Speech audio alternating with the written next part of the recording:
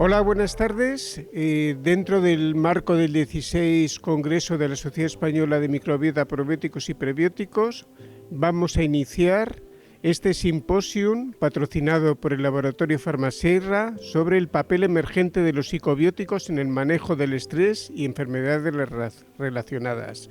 Yo soy Guillermo Álvarez Calatayud, médico del Hospital Gregorio Marañón y miembro de la Junta Directiva de la SEMIPIP.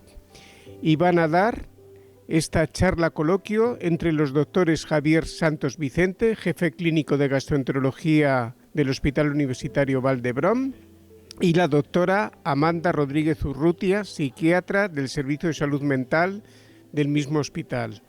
Y damos paso a que empiecen ya con las primeras charlas. Amanda, doctora Rodríguez, vamos a empezar con la primera pregunta de esta charla con el coloquio. Y vamos a que nos cuente si el estrés es un concepto que se ha utilizado como cajón desastre para dar explicación a lo no explicado en medicina, si esto es cierto, que hay algunos ejemplos. Muchas gracias, muchas gracias a todos por esta invitación, sin interés, compartir con el doctor Guillermo Hago primero de todo, ¿no? El estrés, ¿no? El concepto de estrés parece que cada vez que lo mencionamos nos pone los pelos como escarpias, ¿no? Nuestro cerebro humano está diseñado para retornarse y para sobrevivir, no ni para estar felices ni para estar en nada. Entonces, si tenemos un cerebro diseñado para sobrevivir, el mecanismo del estrés tiene que estar, pues si no estaríamos todos los que estamos aquí muertos. ¿De acuerdo? Entonces, el mecanismo del estrés es algo que nos hace pues, que si yo estoy cruzando una calle con mis hijos pueda correr, hace que yo ahora el cortisol un poquito elevado me focalice en esta charla y os pueda contar de forma ordenada esta charla, con lo cual ahí estamos todos de acuerdo que el estrés es algo que está en nuestras vidas y tiene que estar.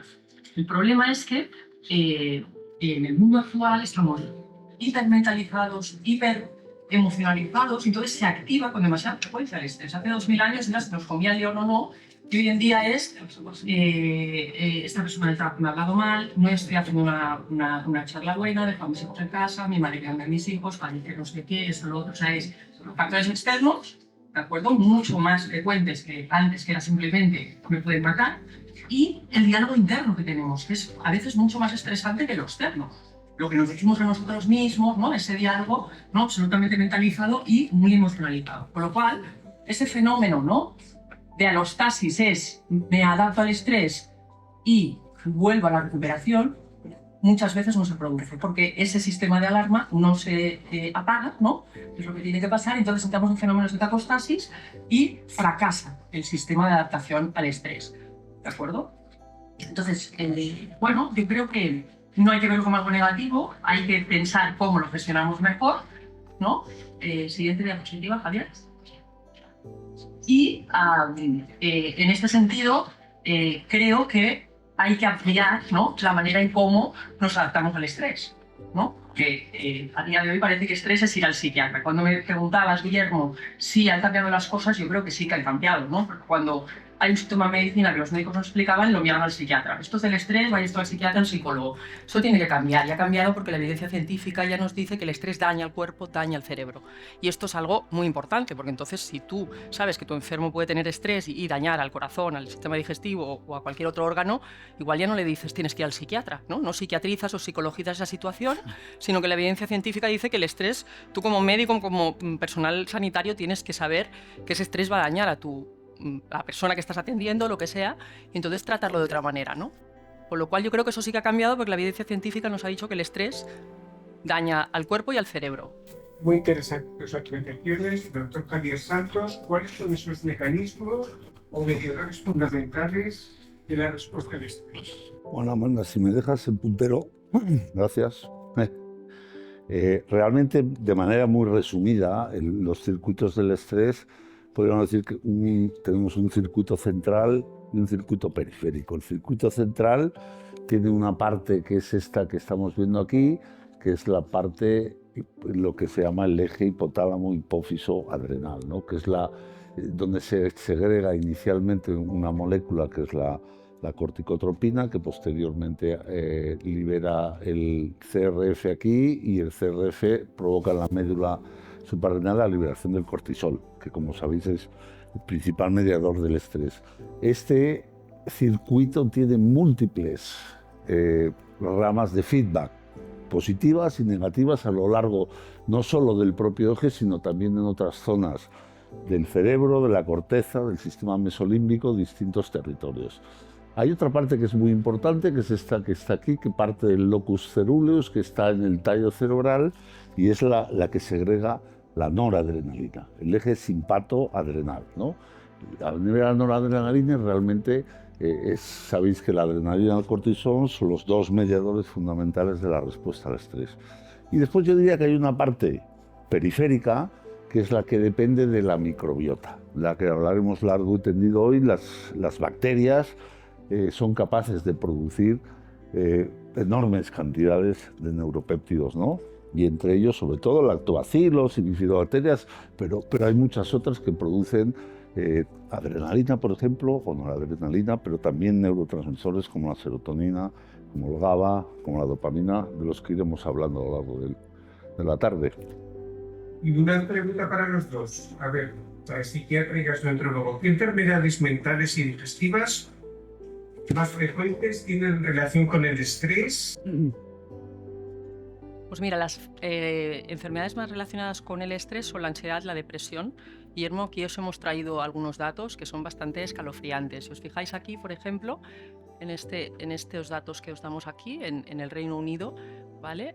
Hablan de que en el 2023, en un estudio que hicieron, más del 60% de las personas decía haber sufrido síntomas de ansiedad. El 76% había experienciado síntomas moderados y altos de estrés. Más de la mitad había tenido sensación o síntomas depresivos.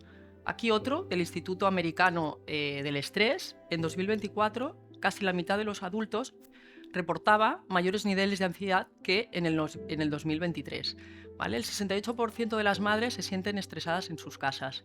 300 millones de personas en el mundo tienen ansiedad, depresión. Es una alarma que da la OMS de la expansión que están teniendo los trastornos mentales y las patologías relacionadas con el estrés. Es una verdadera epidemia, los psiquiatras estamos muy preocupados por esto. Esto se da más en mujeres, 2:1, en algunas patologías incluso 3:1, y esto genera unos costes muy importantes para la sociedad. Mira, fijaros aquí, el Producto Interior Bruto, el 2015, en España el 4,2% del Producto Interior Bruto se dedica a los costes que generan los trastornos relacionados con la salud mental, ¿vale?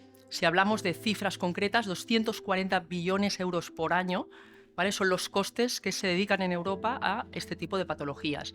Aquí se nos ha cortado un poco la diapositiva, son 43%, 104 billones de euros de costes directos, es decir, hospitalizaciones, tratamientos, pruebas médicas que hay que hacer, resonancias, TACs, lo que sea, y 57%, ¿no? que son 136 billones de baja productividad, de costes indirectos. La gente con problemas relacionados con la salud mental no va a trabajar, no produce, coge bajas, coge incapacidades, ¿de acuerdo?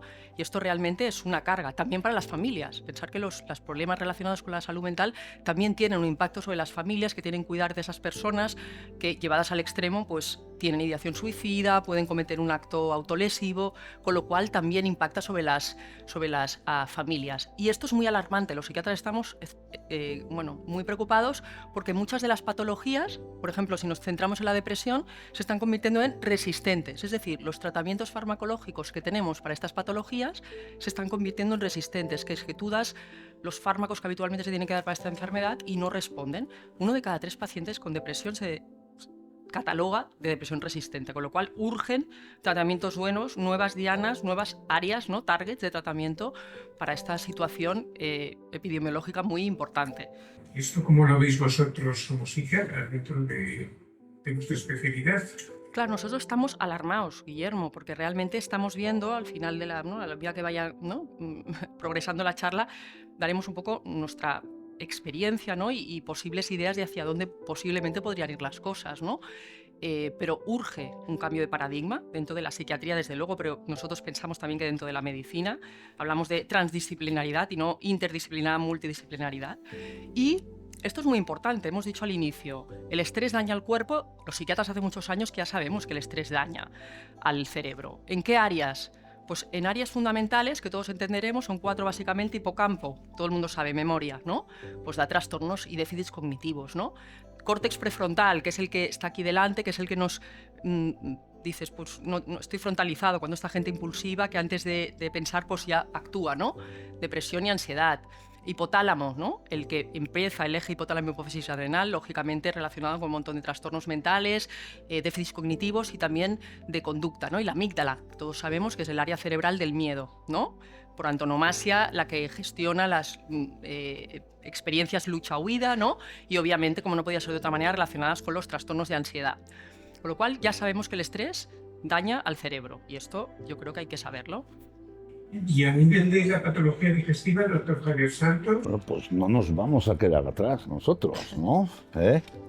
Las enfermedades digestivas realmente nos vamos a focalizar un poco en las enfermedades más frecuentes del aparato digestivo, que son las enfermedades funcionales. Las enfermedades funcionales, las dos más representativas, el síndrome de intestino irritable y la dispepsia funcional, pero este estudio epidemiológico que se hizo en el año entre el 2016 y 2019, que es el más grande que se ha hecho, demuestra que el 41% de la población mundial adulta sufre en un momento dado problemas relacionados con problemas digestivos funcionales, que hoy sabéis que se llaman trastornos de la interacción cerebro-intestino, que eso lo iremos viendo y lo iremos justificando, ¿no?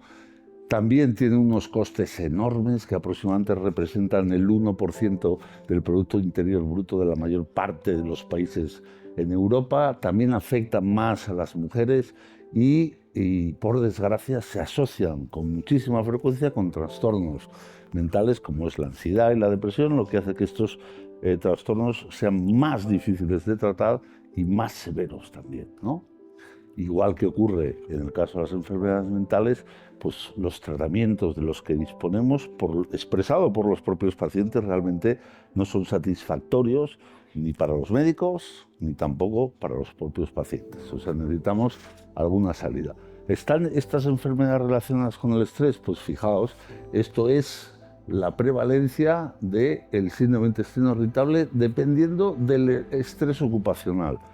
Esto nos está pasando a todos vamos como pollos sin cabeza. Entonces, fijaos la prevalencia si no hay condiciones de estrés laboral y si hay condiciones de estrés laboral importantes. La prevalencia se multiplica pues una barbaridad. O sea, que son enfermedades relacionadas y sensibles al estrés. Por lo tanto, necesitamos algún tratamiento para aliviar.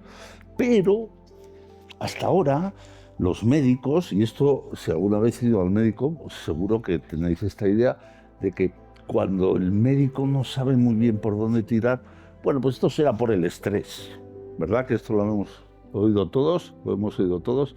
Bueno, pues realmente hoy tenemos argumentos súper sólidos para poder demostrar que efectivamente el estrés daña al aparato digestivo. Y esto son publicaciones como esta, del Nature, ¿no? Perdón, para atrás. Mi dislexia. Vale, ahí estamos. Entonces, solo os voy a poner 3 ejemplos que están relacionados de alguna manera con el síndrome de intestino irritable y con la microbiota.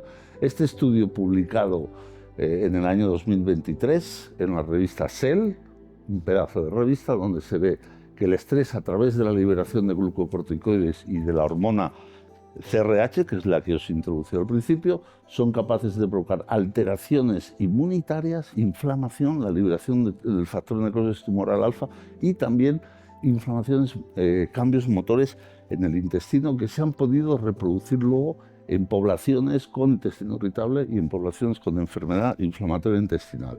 Segundo estudio, este estudio que demuestra, este es todavía más reciente, del 2024, donde se ve que el estrés crónico provoca, esto está hecho en animales, provoca la liberación de una sustancia que es el 3-indol-acetato por una cepa del Lactobacillus murinus, que lo que hace es desconectar el intestino porque actúa sobre la maquinaria de generación de energía que es la mitocondria y lo que hace es que deje de funcionar el intestino y por lo tanto no puede hacer sus funciones. Tercer estudio.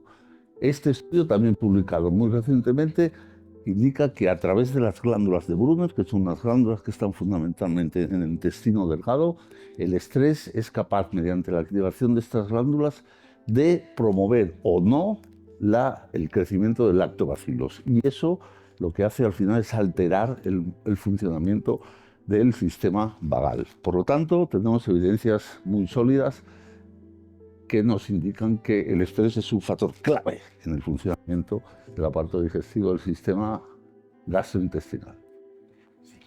Esta mañana en uno de los cursos que ha salido la palabra resiliencia. ¿Qué relación puede tener con el desarrollo de las enfermedades mentales y del intestino? Esta, Guillermo, se la dedico a Javier porque siempre quiere hablar de la resiliencia y es verdad que los psiquiatras estamos más focalizados en lo que no va, ¿no? En los factores negativos que nosotros queremos mejorar, el neuroticismo, el catastrofismo, la focalización sintomática. Es verdad que nos abandonamos un poquito los factores positivos, ¿no? Javier, que es un optimista, como soy psiquiatra, soy más melancólica, pero él siempre lo positivo, ¿no? ¿Qué factores hay como protectores, ¿no? Pues es verdad que la resiliencia, todo el mundo sabe lo que es la resiliencia. La resiliencia es la capacidad de gestión del estrés, ¿no? Es un término de la física que indica pues, que aplicando una fuerza, ¿no? Un material vuelve a su estado previo después de aplicar la fuerza, ¿no? Aplicado en la salud mental a las personas, ¿no? Pues la capacidad que tenemos todos de, ante un evento adverso, pues volver al estado previo, ¿no? Ese estado que hemos dicho antes de adaptación, ¿no? a la sustancia estresante. Y este artículo hay millones de resiliencia, no podríamos hablar horas y horas, es un factor protector, evidentemente. Ya decimos que el estrés es un factor de riesgo para desarrollar un trastorno mental, la resiliencia es un factor protector. Y bueno, no hemos venido aquí a hablar de los factores protectores de la salud mental, pero este artículo nos ha parecido muy bonito porque básicamente lo que hace es coge a 116 personas, ¿vale? Las divide en lo que ellos llaman resilientes y no resilientes, les hace un montón de escalas psicométricas, de neuroticismo, de adaptación al estrés, de resistencia al cambio, etc. Les coge una muestra de una stool sample, una muestra de heces, y les hace una resonancia magnética funcional, tanto estructural, mira la masa cerebral, como si dijéramos, y la funcionalidad de ese cerebro, ¿no? Hace el procesamiento de las muestras, la multiomics, ¿no? Y ¿qué sacan de este estudio, ¿no? Pues una cosa muy bonita, porque ellos logran distinguir que la gente con alta resiliencia tiene menos niveles de ansiedad, depresión, tienen cerebros con una funcionalidad mejor, se concentran mejor, ¿no? Tienen las áreas que hemos dicho, córtex prefrontal, hipotálamo, amígdala, etcétera, mucho mejor, ¿no? Como más pro salud. Y lo más bonito es que a nivel de imprenta microbiana, tiene una imprenta microbiana pro salud. Es decir, han podido, ¿no? Pues correlacionar, ¿no? Que hay una huella microbiana que daría como una resiliencia al ser humano. Entonces imagínate, ¿no? Esto qué potencia tiene. Tú modificas la microbiota y con eso puedes hacer que una persona sea más resiliente. Nos ha parecido un paper precioso. Y luego otro que también le gusta mucho a Javier, de las ratas. Sí, a ti te gusta también. A mí me encanta también, pero sobre todo a él también, las ratas, ¿no? Porque los modelos animales, los psiquiatras, claro, cuando hablamos de ratas, pero es importante, ¿no? Porque primero los estudios empiezan en animales y luego van traslacionados a los humanos, ¿no? Entonces este estudio básicamente lo que dice, coge un montón de ratas del sexo femenino, como 900 y algo, ¿no? 960 ratas, y los somete, ¿no? A restricción calórica y a ayuno intermitente, ¿no? Se viene diciendo que la restricción calórica, el ayuno intermitente, pues podría ser un signo de longevidad, y si esto tiene que ver un poco con factores, ¿no? Protector de vivir más años, ¿no? Bueno, pues una de las cosas, es un paper bueno, muchos datos, ¿no? Pero lo que más queremos destacar es que uno de los factores que más predice la longevidad de esos ratones tiene que ver con la resiliencia de esos ratones a la manipulación en el laboratorio. Es decir, eran ratas que se les manipulaban y esas ratas, ¿no? Que eran resilientes a la manipulación, es decir, que no bajaban de peso, eran las que luego vivían más. Por supuesto que la longevidad tiene que ver con la genética, ¿no? Sí, pero la resiliencia es muy importante. Entonces nos parece muy a remarcar, ¿no? esta publicación. Sí, todas estas cosas tan interesantes que nos estáis comentando y las que nos vais a comentar, seguramente tienen un motivo principal, que es el eje microbiota intestino-cerebro. Sí, señor. Acláranos algo. Muy rápidamente aclaro, con el tema de la resiliencia en el aparato digestivo, en cambio, o sea, como ha dicho Amanda, esto es un balance entre factores agresores, que puede ser el estrés, y factores antiagresores, que es la resiliencia. Y entonces, curiosamente, en el aparato digestivo, la evaluación de la resiliencia se hace pocas veces. O sea, Amanda y yo somos médicos transdisciplinares, porque trabajamos juntos y tenemos un mismo método, y entonces a los pacientes los orientamos de la misma manera.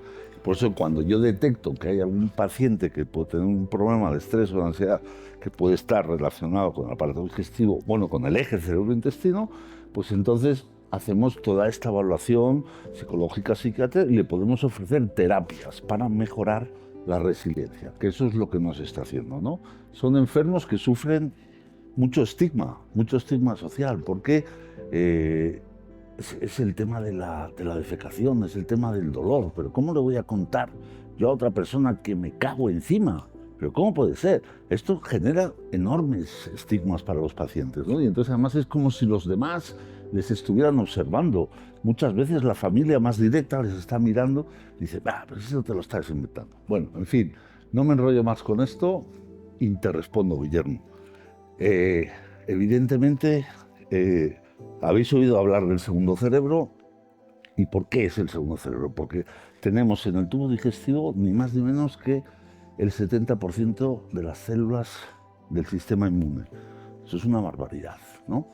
Esas células están aquí, debajo de la superficie del epitelio, y están esperando a que pase algo para responder, ¿no? Y el que pase algo quiere decir que puede haber cambios, por ejemplo, en la permeabilidad de la pared intestinal que provoquen la entrada de antígenos alimentarios o otro tipo de antígenos, y eso provoca respuestas inflamatorias, ¿vale? El segundo elemento importante es el sistema neuroendocrino del aparato digestivo, el más grande del organismo, que produce docenas y docenas de péptidos y de neurotransmisores como la serotonina o, en fin, toda la variedad, ¿no? Gastrina, reguladores como la grelina. Y el tercero, obviamente, la microbiota. La microbiota es otro de los grandes productores de todo tipo de metabolitos, como vamos a ver ahora, y que es muy importante que tengáis en cuenta que el cerebro y el intestino están conectados físicamente por el sistema espinal y por el vago, y esto es importantísimo. Pero aparte, el sistema vascular también es capaz de transmitir todas estas sustancias desde la periferia del cerebro y desde el cerebro a la periferia. Y este eje microbiota intestino-cerebro, ¿cómo puede afectar a la salud mental, Amanda? Pues mira, este eje, los primeros estudios que se hicieron para conectar el eje cerebro-intestino con el cerebro, se hizo en modelos animales, ¿no? Entonces los primeros estudios que se hicieron fueron con ratones libres de gérmenes, los hair-free mice, ¿no? Y entonces estos ratones sin gérmenes se vieron que no desarrollaban el cerebro, no funcionaba bien su cerebro, es decir, la colonización microbiana es necesaria para un cerebro saludable y para que se desarrolle bien, empezando por ahí. Entonces, ¿cómo no va a tener relación, ¿no?, la microbiota con el cerebro? Luego, a la vez que estos estudios han ido evolucionando, ya sabemos exactamente cuáles son básicamente las 4 vías por las cuales el eje cerebro-intestino, en concreto microbiota, está relacionado con la salud mental, que es una, en la génesis y modulación de los neurotransmisores, por ejemplo la serotonina. La serotonina, todo el mundo, ¿no?, sabe que está relacionada con la gestión del ánimo, ¿no? La hipótesis serotoninérgica de la depresión es, a día de hoy, desde hace 30 años, ¿no?, la que predomina en los trastornos depresivos, y por eso damos fármacos serotoninérgicos. 2, la neuroinflamación, es decir, la inflamación sistémica de la que ha hablado Javier tiene implicaciones muy importantes en la salud mental, por lo cual esa microbiota irregulada que inflama sistémicamente inflama el cerebro. Muchas de las cosas que están pasando hoy en día en psiquiatría tienen que ver con la neuroinflamación. Esto es una novedad en la psiquiatría, las células inmunes, la astroglía, la microglía, etc. 3, el eje hipotálamo hipófisis adrenal, es decir, ¿no?, la microbiota modula el estrés, cortisol. Ya hemos explicado que el cortisol daña, ¿no?, hace disbiosis, la disbiosis inflama sistémicamente y eso genera disregulación de la salud mental. Y el 4 es la producción de metabolitos que nos interesan, por ejemplo, lo que ha dicho Javier, los ácidos grasos de cadena corta, que mediante el nervio vago van a bajar el nivel de inflamación cerebral. O sea, esas 4 targets, ¿no?, son las dianas fundamentales. Vete para atrás, por favor, que voy a acabar esta diapo. No, para atrás. Vale, entonces, resumidamente, ¿qué se sabe a nivel científico a día de hoy? Se ha hecho mucha publicación, Guillermo, de revisiones sistemáticas, diferencias entre, por ejemplo, en pacientes depresivos y la microbiota la tienen alterada o no. O sea, sí, los pacientes con depresión tienen microbiotas diferentes que los sanos, obviamente, pero no sabemos realmente qué cepas, ¿no? Entre la alfa y beta diversidad hay resultados inconsistentes. Hay muchos factores de confusión, algunos los hablaremos. Este paper me parece interesante de la doctora Valles Colomer y Jeroen Raes, ¿no?, en donde lograron, ¿no?, en una muestra de más de 1000 pacientes pacientes, ¿no?, que era una corte poblacional, poder relacionar, ¿no?, pues algún tipo de bacteria, ¿no?, productora sobre todo de butirato, consistentemente asociada con alto nivel de calidad de vida en esas personas, ¿no?, en una corte muy importante. Esto nos parece importante. Y también consiguieron relacionar que las personas que estaban bajas en síntomas depresivos tenían menos especies como el Dialister o el Coprococcus. ¿Esto qué quiere decir? Siguiente diapo. La doctora Mireia Vallés muy bien habla. Sí, la doctora Vallés hay que escucharla siempre porque es un referente y por eso ese paper lo hemos indicado, ¿no? Entonces, la línea que siguen los psiquiatras es que posiblemente, a lo mejor no hablamos solo de una cepa concreta que sí, sino que posiblemente hay una huella transdiagnóstica en psiquiatría que tiene que ver con que hay un cierto desbalance entre las bacterias positivas que generan estados antiinflamatorios y hay un aumento de bacterias que generan inflamación en estas enfermedades. ¿De acuerdo? Con lo cual, este JAMA del 2021 también marcó un punto de inflexión. Sí, y doctor Javier Santos, en relación con la patología digestiva, ¿cómo puede influir en el microbiota que está en el cerebro? Muy bien. Pues muy interesante porque la microbiota es uno de los principales responsables del desarrollo del sistema, de ese gran sistema inmunitario que tenemos en el aparato digestivo, hasta el punto de que hay numerosos experimentos muy serios en animales notobióticos donde se puede demostrar que la ausencia de microbiota, y sobre todo de particulares, algunas especies particulares, produce cambios muy importantes en el desarrollo, no solo del sistema inmunitario del aparato digestivo, con desaparición de linfopenia, de cispes celulares enteras, con no solo eso, sino que las defensas humorales están muy bajas y también hay alteraciones en la estructura de la pared intestinal, ¿no? Todo esto al final puede conducir al desarrollo o la aparición de enfermedades muy importantes. Una de ellas es la disfunción entérica ambiental, que es una enfermedad que es rara en nuestro medio, pero que aparece en países subdesarrollados y que provoca realmente que los niños padezcan enfermedades muy serias porque tienen este desarrollo negativo del sistema inmune. Pero no solo influye la microbiota en el desarrollo del sistema inmunitario, también influye en el desarrollo del sistema nervioso central y del sistema nervioso periférico.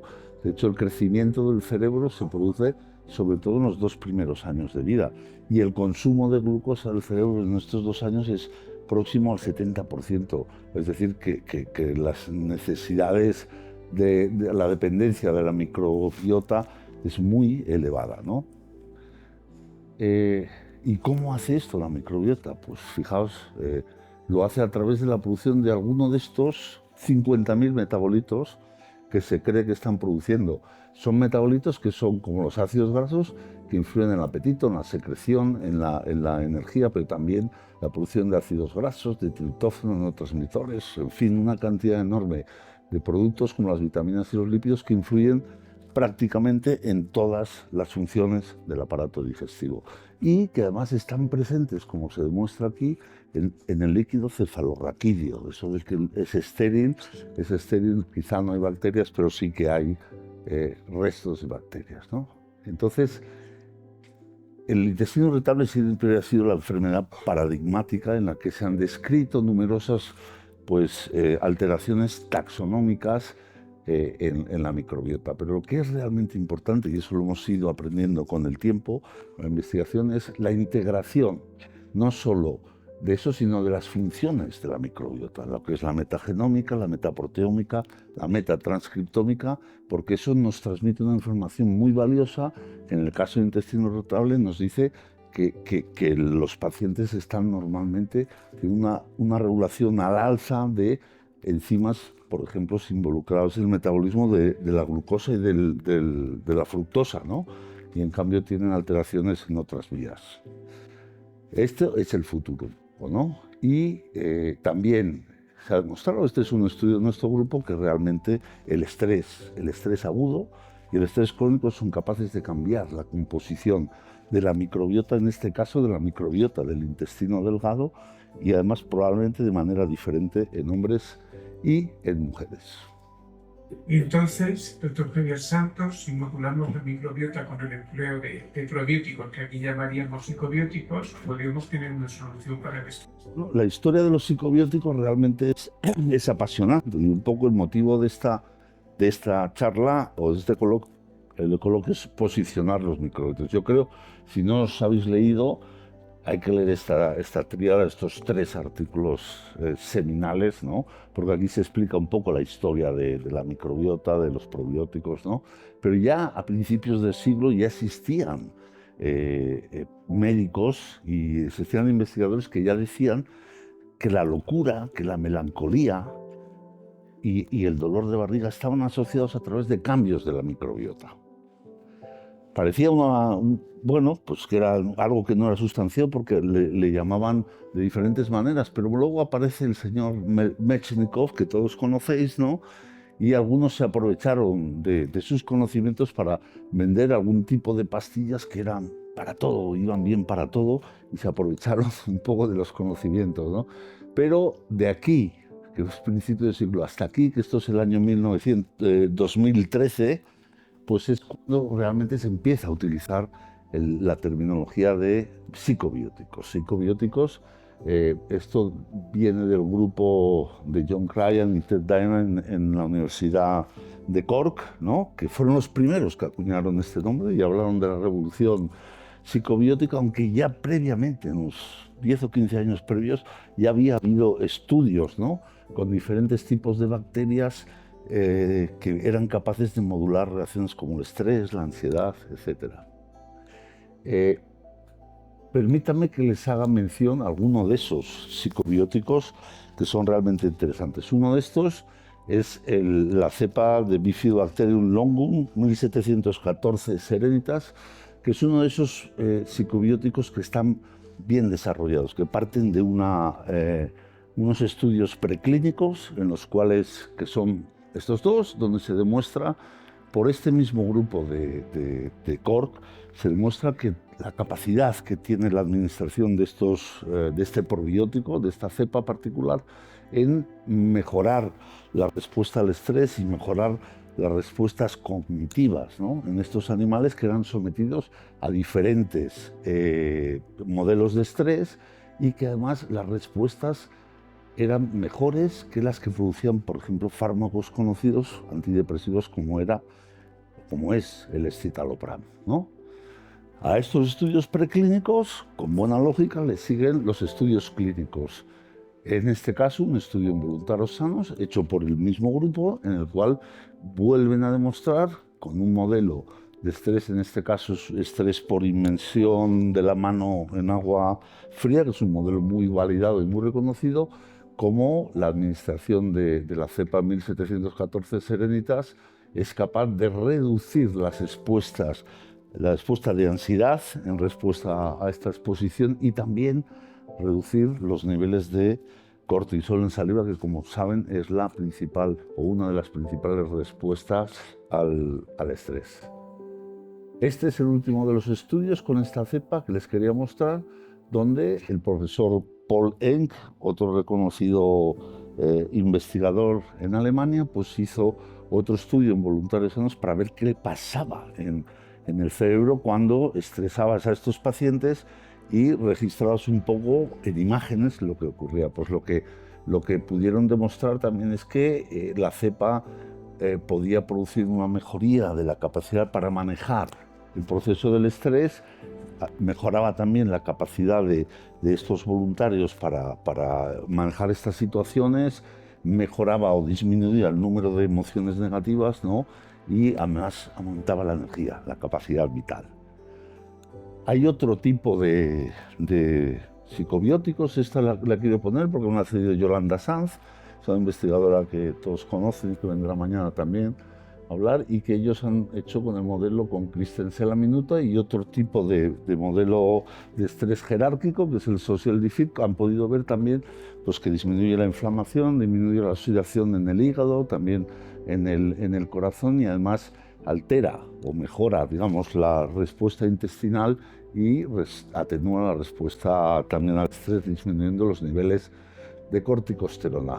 En particular, en el síndrome de intestino irritable, hay 2 o 3 estudios hechos con diferentes cepas de psicobióticos, el Bacillus coagulans y el Bifidobacterium longum ECC. Bueno, son estudios que están bien publicados y en los cuales de nuevo se puede ver la capacidad de estos psicobióticos de mejorar la sintomatología del intestino irritable. Hay un sinfín de estudios que no vamos a entrar, bueno, sinfín no, mentira, unos cuantos, 20 o 30 estudios, pocos ensayos clínicos, ¿no? Yo diría que unos 10, que se han hecho con estos psicobióticos en el manejo del estrés y la ansiedad. Aquí tienen un listado enorme que obviamente no les voy a poner, pero sí que les refiero a esta cita de los doctores Borrego y Borrego de Málaga, ¿no? Donde en la revista Ansiedad y Estrés revisan un poco pues, todos los ensayos clínicos y los estudios en modelos preclínicos en los que se han utilizado psicobióticos para el tratamiento del estrés. Amanda, creo que ahora nos dará alguna explicación más concreta sobre esto.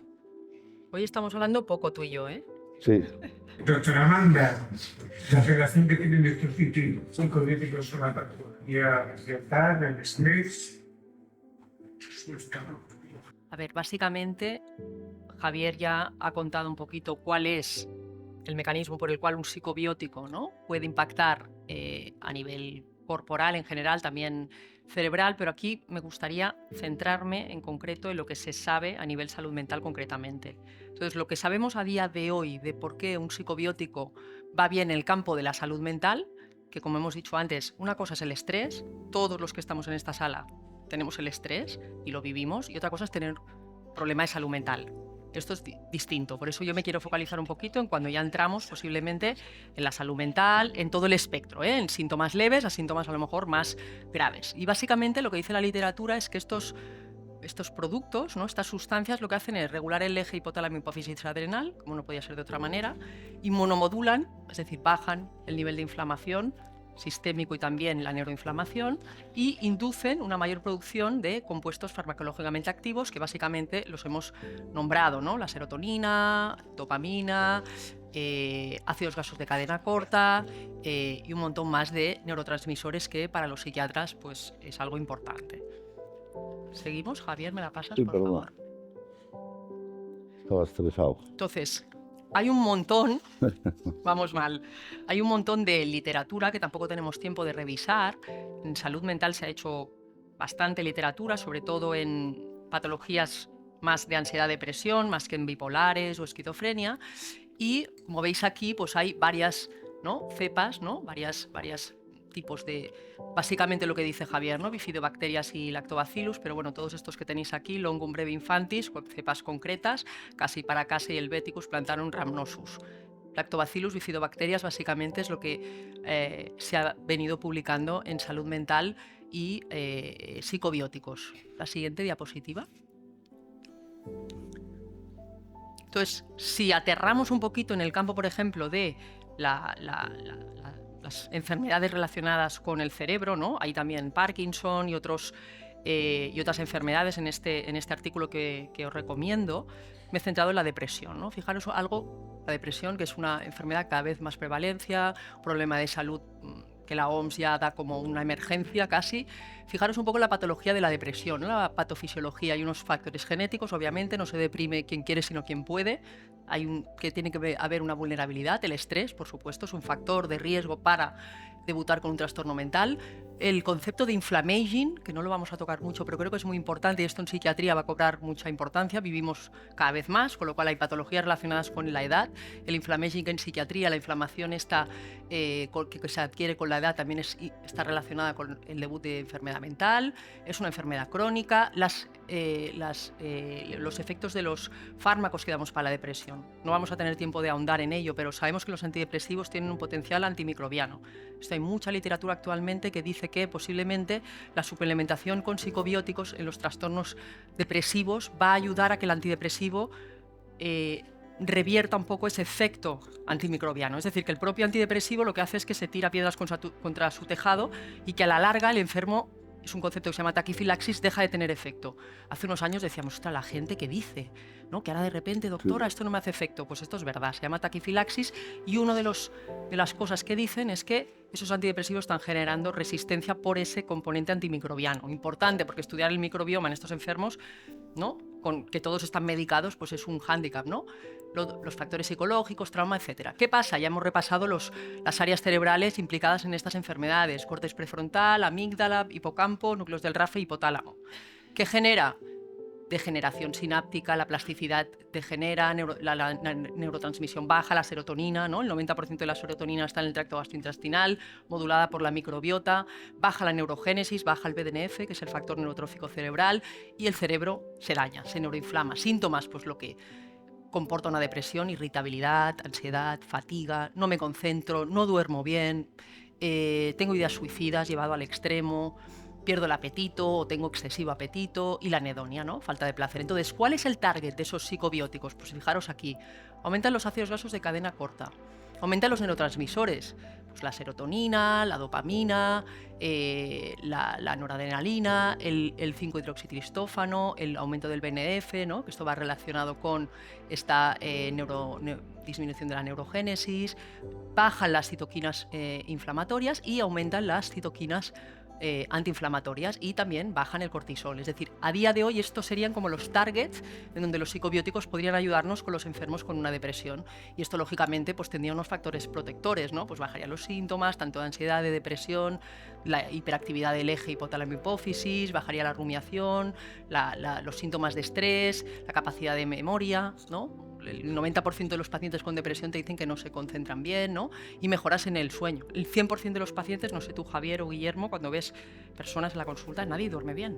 Yo la primera, pero quiero decir que es que la gente no duerme bien sistemáticamente. Sí, algo está pasando, ¿no? Con el tema del sueño, claro. Y realmente los trastornos del sueño, bueno, pues también parece que hay un aumento de efecto en este sentido. Con lo cual esto es a día de hoy un poco, a modo muy resumido, lo que podríamos decir de por qué estas sustancias podrían mejorar un paciente con una depresión.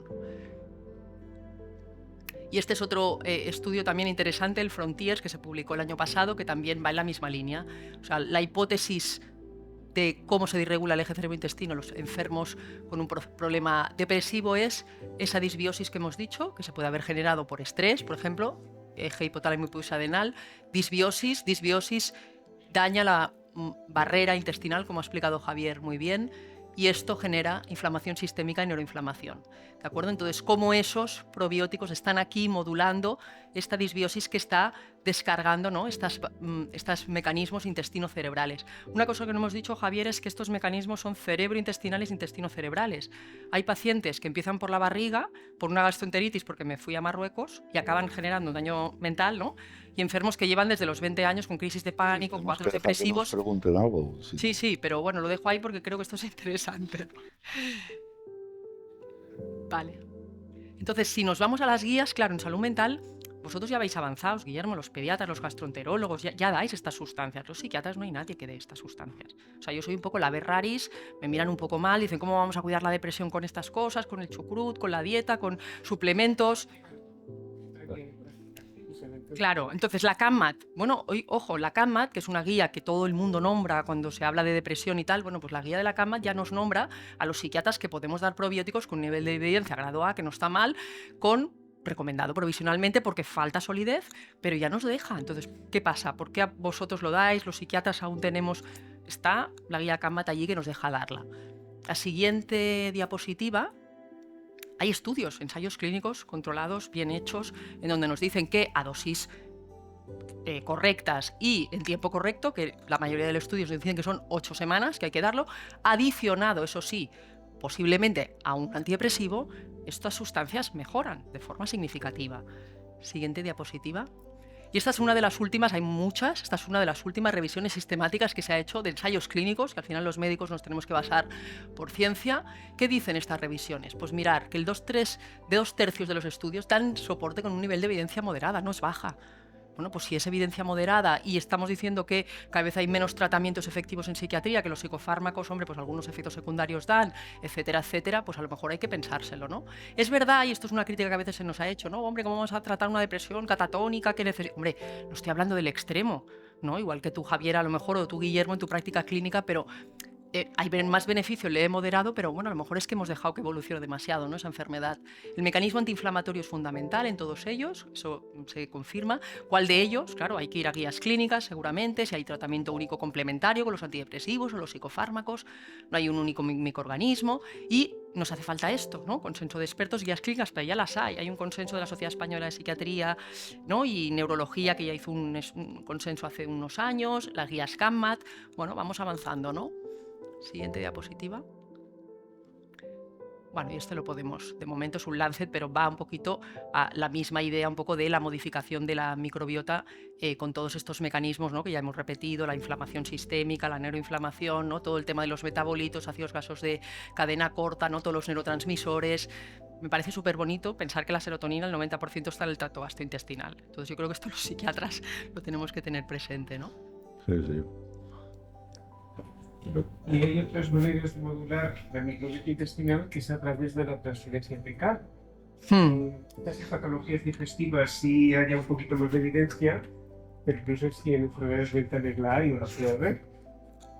Mira, siendo sincera, Guillermo, me lo he tenido que volver a revisar porque es algo que los psiquiatras tenemos un poco perdidos. Esto con Javier lo hablamos frecuentemente porque ellos están más al día, ¿no? Parece que el trasplante fecal en psiquiatría, vamos, es años luz y es algo muy anecdótico. Cuando tú vas a la literatura sí que hay cosas como revisión sistemática que presentamos aquí. O sea, que sí que hay literatura en donde, mira, este es un estudio en donde hay 21 artículos, no sé si eran 9 clínicos, 11 preclínicos y el resto eran en modelo animal pero con trasplante fecal de humanos, ¿de acuerdo? Entonces hay en los clínicos, hay pacientes con ansiedad, con depresión, con alcoholismo, con anorexia nerviosa, en donde se les traspasa microbiota de personas sanas y hay una mejoría significativa en ese trastorno mental. A mí me parece alucinante, pero está publicado y está en revistas, ¿no?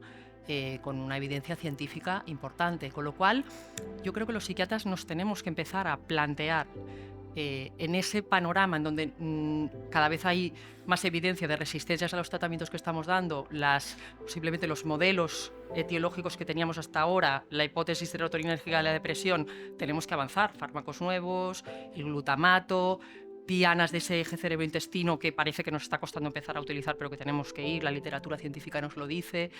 Y en la diapo siguiente hay un par de casos, ¿no? Que seguro que alguno pues, ha leído, ¿no? La literatura, pero que están publicados, que son casos clínicos de, ¿no? Pacientes, uno es un trastorno bipolar y uno es una depresión mayor grave, en donde con trasplante fecal, ¿no? Javier, a mí esto me parece bastante impactante, ¿no? Porque realmente cuando uno está tratando con enfermos mentales y le das cosas y no mejoran, y una vez, ingresos y tratamientos, y realmente, bueno, hay casos como estos en donde realmente pues parece que un tratamiento de estos mejora al enfermo, bueno, a mí me parece algo súper prometedor y creo que hay que, bueno, abrir esas vías, ¿no? Antes de dar paso a las preguntas de los asistentes, me gustaría hacer las dos últimas preguntas a cada uno. ¿Me dejas decir dos palabras de...? Gracias. Bueno, a mí lo que más me gusta es oír a Amanda, porque es que realmente cuando estamos hablando de... O sea, Amanda como psiquiatra, porque claro, realmente oír lo que está diciendo, ¿no? Y ver cómo va a cambiar el panorama, pues es alucinante. A nivel digestivo, como tú has dicho, Guillermo, existe muchísima más experiencia con el trasplante fecal y hemos pasado de unos trasplantes fecales iniciales que eran, bueno, hasta dañinos, que transmitían alergias, que transmitían enfermedades, ¿no? Bueno, pues a una regulación, ¿no? Tanto por la FDA como por legisladores europeos, donde realmente, bueno, han cambiado las condiciones, ¿no? Ahora, hoy en día, por ejemplo, en el síndrome de intestino irritable, ya tenemos respuestas sintomáticas importantes, ¿no? Con una reducción de síntomas de hasta entre el 50 y el 70% en casos severos, ¿no? Y casos que, hay que decirlo, son casos seleccionados. Lo que ha cambiado es que la manera de administrar el trasplante, que ahora se hace más que afecte también a la microbiota del intestino delgado, no solo a la del colon, las dosis, la repetición, en fin, una serie de condiciones que no tienen sentido que las diga aquí, pero que realmente indican que hay un campo muy prometedor ahí para el tratamiento de las enfermedades digestivas, ¿no? Y ahora sí que te dejo preguntar. Siéntate aquí a nuestro vida, David y Amanda, para abierto tantas expectativas que seguro que hay muchas preguntas por parte del público. A ver, Amanda, doctora Amanda Rodríguez, ¿qué retos futuros tenemos y qué han incumplido los psicobióticos en tu especialidad de salud mental? Pues mira, yo creo que ya os los he avanzado un poquito, ¿no? A medida que hemos ido avanzando en la charla. Yo creo que la psiquiatría tiene muchos retos, pero entre ellos el abordaje de nuevas dianas terapéuticas, sobre todo en lo que tiene que ver, que es mi especialidad, los trastornos del estado de ánimo. Es decir, el 30% de resistencia de los fármacos hoy en día administrados no tiene sentido. O sea, realmente es una alarma, bueno, lo de la depresión resistente es algo que nos preocupa muchísimo. Entonces, uno de los retos es, primero, ahondar en que el eje cerebro-intestino está alterado en la depresión, ahondar en que hay evidencia científica en donde las dianas de ese eje cerebro-intestino pueden empezarse a intervenir y que posiblemente pueden ir si hay casos leves moderados, a lo mejor con un cuadro leve, con una buena psicoeducación y una buena, ¿no? Abordaje del estilo de vida, con un tipo de suplementación de este tipo, etcétera, podríamos prevenir que esa depresión se vaya haciendo cada vez más grave. Por ejemplo, lo que hemos comentado de el efecto antimicrobiano de los antidepresivos, esto es algo que nos está empezando a preocupar, la taquifilaxis. De hecho, hay artículos que no hemos tenido tiempo de mostraros, pero que realmente indican que adicionar un psicobiótico a los antidepresivos hace que funcionen mejor los antidepresivos. Eso es otra de las vías que tenemos ahí por delante. Y yo creo, Guillermo, sobre todo es empezarlos a utilizar y tener esas guías clínicas y como más sólidas, porque es verdad que vosotros, ¿no?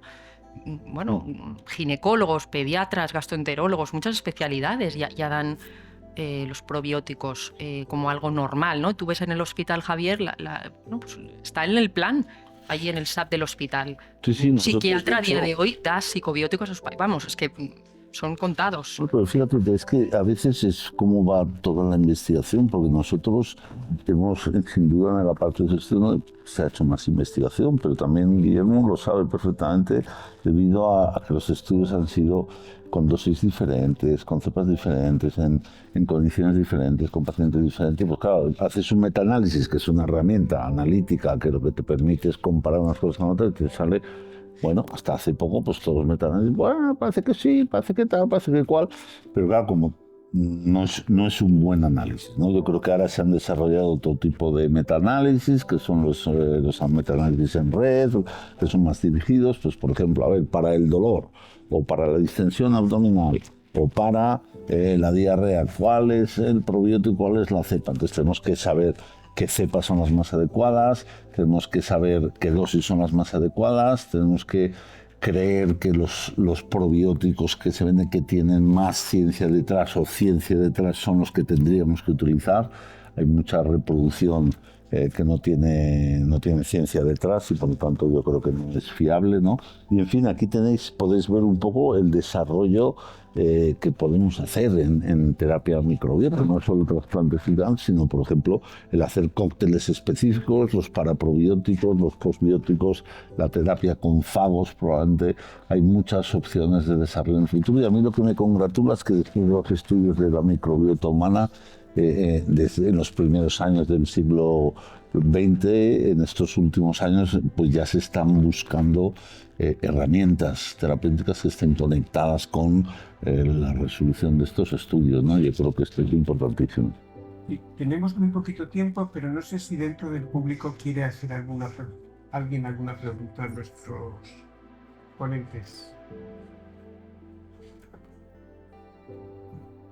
Habéis dejado las cosas muy claras en principio. Bueno, nada, mensajes para casa.